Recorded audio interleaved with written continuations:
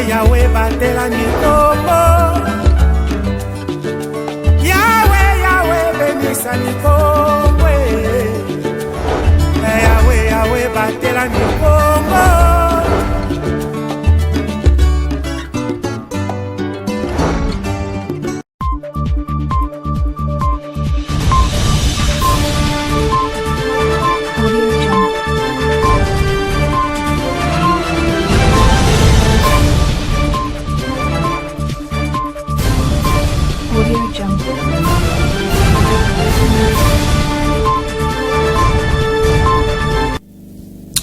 Votre fidélité nous motive davantage pour vous informer.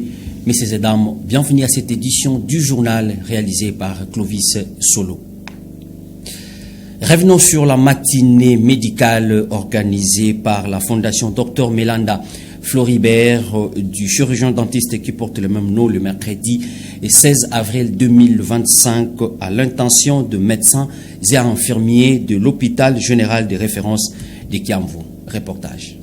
Santé bucco-dentaire et santé générale, des liens très étroits. C'est le thème principal de cette matinée médicale organisée par les responsables du service de la dentisterie de l'hôpital général de référence de Kiamvu. Le médecin chirurgien dentiste, Dr Melanda Ndongidi Floribert, le mercredi 16 avril 2025. Cet atelier de renforcement de capacité et de sensibilisation sur le méfait de maladies de la bouche à l'intention de médecins et infirmiers de cette formation hospitalière s'est déroulé dans la salle de protection maternelle infantile dans la matinée. Dans son brillant exposé, l'orateur du jour, Dr Melanda Floribert, a retracé le parcours des affections buccales, dont la carie dentaire, de la bouche vers d'autres parties du corps, mais aussi les dangers dont sont exposées les femmes enceintes atteintes de la carie dentaire, notamment les avortements et autres. Les participants ont trouvé des justes mots pour louer cette initiative. Une bonne initiative faite par notre médecin parce qu'on se rend compte aujourd'hui que tout le monde est malade dans sa bouche. Il a fallu qu'il y ait quelqu'un qui puisse nous dire cela et que nous puissions en prendre conscience pour que désormais nous puissions facilement nous occuper de nos bouches et des bouches de nos enfants. Pour la responsable des infirmiers, Madame Rose Pakou, cette conférence valait son pesant d'or. Dans son interview, elle a déclaré ce qui suit. Nous sommes du domaine, mais tout ce que nous venons d'apprendre ici, nous étions inquiets parce que nous avons compris que nous tous, nous sommes des malades qui s'ignorent. Vraiment, nous avons acquis beaucoup de connaissances ce matin. Nous savons que la dent ne peut pas causer beaucoup de maladies comme ce que nous venons d'apprendre ce matin. Or, avec la dent, tout le corps peut être dérangé. Cette matinée a été vraiment très bénéfique pour nous. Le médecin ne savait même pas l'importance d'envoyer une femme enceinte à la dentisterie pour découvrir d'autres pathologies endontologiques. À la fin que j'ai même parlé pour demander à nos cliniciens que chaque fois à la CPN, après la consultation, ils doivent envoyer les femmes pour qu'on puisse faire encore la consultation chez les dentistes. Débutée à 9h juste, cette matinée médicale a pris fin à 9h45 après une série de questions-réponses. Changeons donc de chapitre. Les lancements des travaux de la 9e édition du Salon de développement des villes Expo Béton et la pose de la première pierre pour la construction des nouveaux aéroports. C'est l'objet de la mission officielle du président de la République, Félix Antoine Tshisekedi Tshilombo, dans la province du Haut-Katanga. Suivez. Il a foulé le sol du chef-lieu de la province qui préfère. Lubumbashi a accueilli le président de la République, Félix Antoine Tshisekedi Tshilombo. C'est jeudi 17 avril 2025 via l'aéroport international de la Loano. Cette visite s'inscrit dans le cadre d'une mission officielle dans la province du Haut-Katanga. Aussitôt arrivé, il a procédé au lancement officiel de la 9e édition du Salon du développement des villes, des corridors et des zones économiques spéciales. Expo Béton 9e édition, organisée du 16 au 19 avril 2025 à Lubumbashi, avec pour thème les corridors sud de la RDC, SADC, projet à développer et opportunités d'affaires.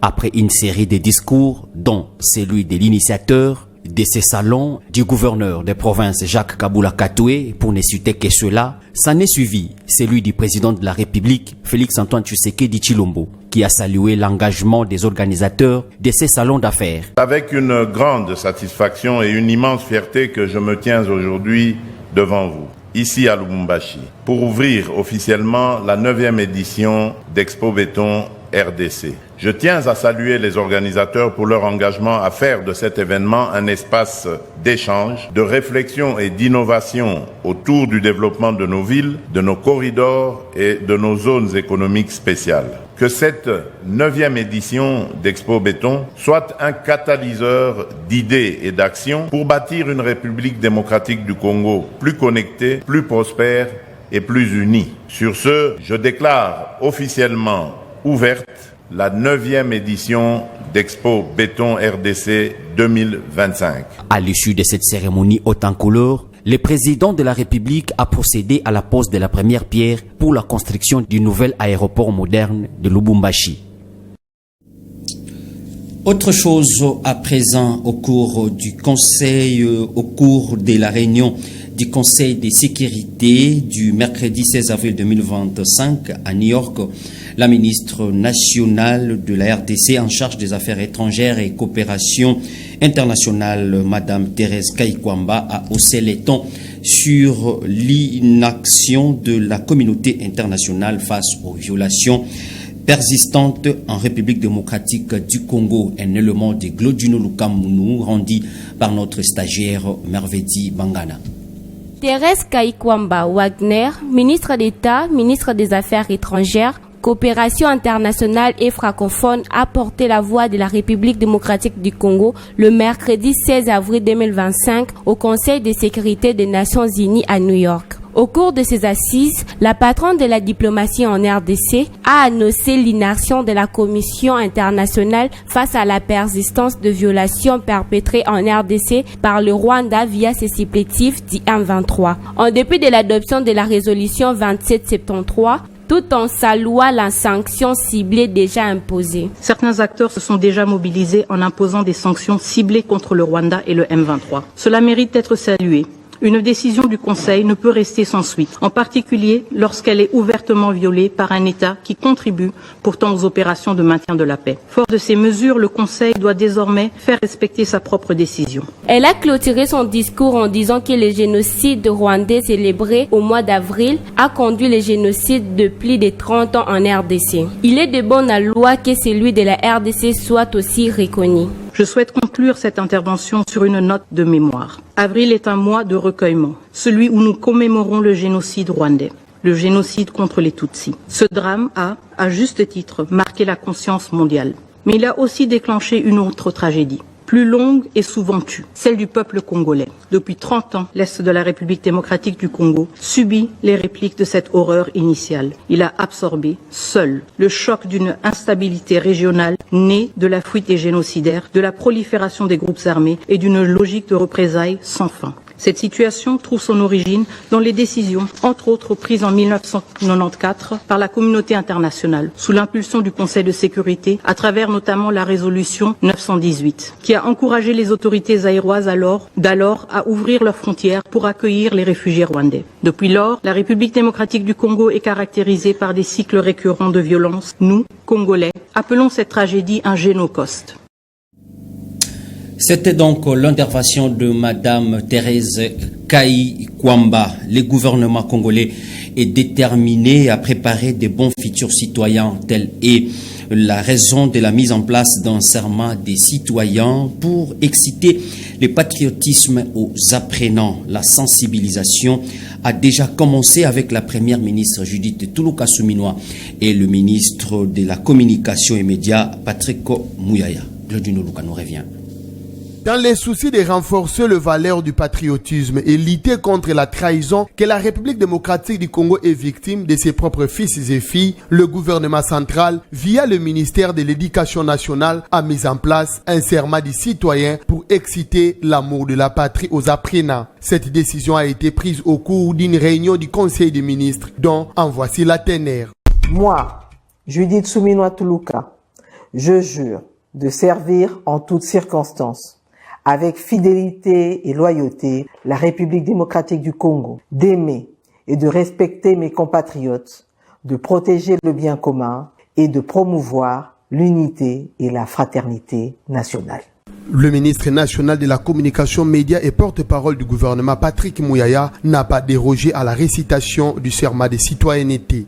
Moi, Patrick Mouyaya Katembwe, je jure de servir en toutes circonstances, avec fidélité et loyauté, la République démocratique du Congo, d'aimer et de respecter mes compatriotes, de protéger le bien commun et de promouvoir l'unité et la fraternité nationale. D'après le ministre de l'Éducation nationale et nouvelle citoyenneté, Raïssa Malou, cette récitation s'ajoute à l'instar du sali au drapeau et de l'hymne national que les apprenants doivent restaurer et répéter chaque matin dans toutes les écoles en RDC afin de préparer de bons futurs citoyens.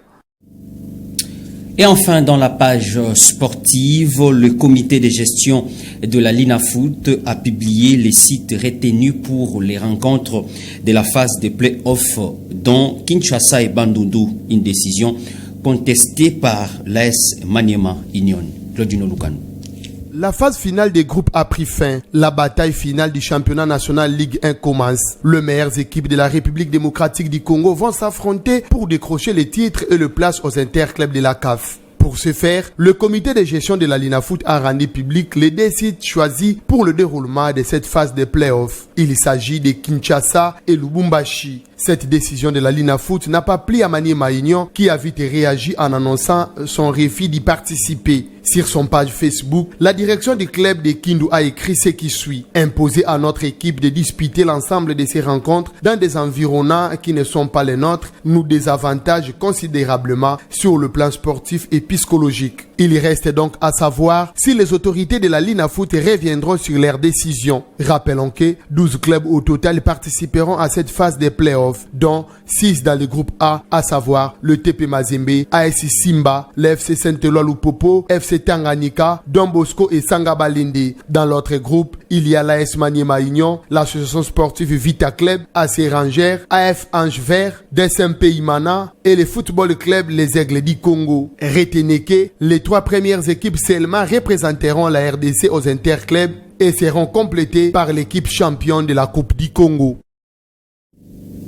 Ce journal a été réalisé par Clovis Solo. Messieurs et dames, merci de votre attention soutenue. Au revoir.